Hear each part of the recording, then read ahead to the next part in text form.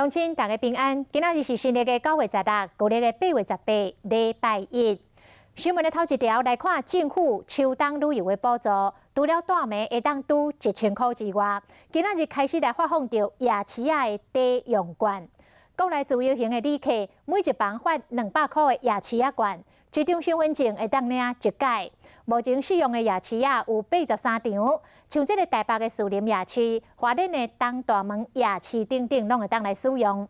但是北中南区袂当跨区来使用，期限到今年的12月底为止。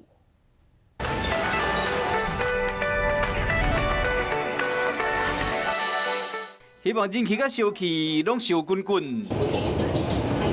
第二波国内旅游补助加码方案，经济部推出的夜车抵用券200块开始啊，一张50块，一间房间发4张200块。我们这次第一波收到是500张，然后如果以一个人200块来计算的话，大概有125个人次。以这个夜市抵用券对我们来讲的话，大概可以增长到1成到2成的业绩，在国人的住宿方面。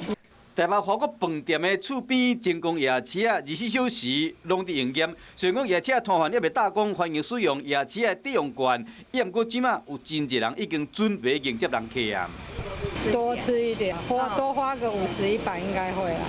这礼拜发放的夜车抵用券是针对台湾的自由行的人客，伫交通部有登记的这个旅店也是民俗消费，每一间房间会使发200块的夜车抵用券，只要摕身份证去登记就会使领。不过团体旅客无适用，夜车抵用券使用的地区分做北区包括北北基、桃园、新店，中区是苗栗到云林，南区是嘉义、台南、甲高雄。不过北中南袂使跨区消费。敢若宜兰、花莲、台东、甲外岛摕这个夜车抵用券无限制，使用期限到今年12月31为止。咱的乡亲都爱把握时间，就看这薄薄一张夜车抵用券，敢有法度刺激国内观光业和全台湾的夜市啊，拢抢滚。